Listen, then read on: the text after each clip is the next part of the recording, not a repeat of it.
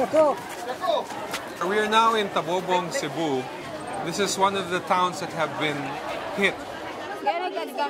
What we are distributing is it's a combination of the health kits and some temporary shelters and some blankets.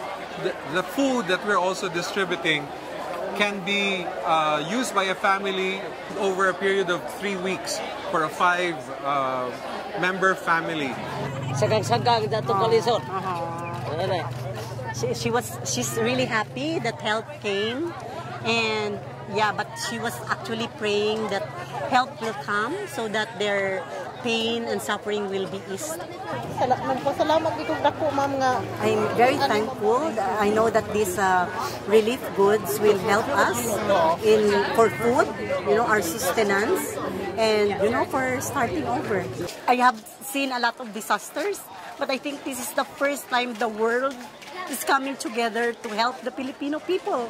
And we're really thankful for that, for the prayers, for the support, even for the comforting words. It's very touching, and I hope people won't stop helping.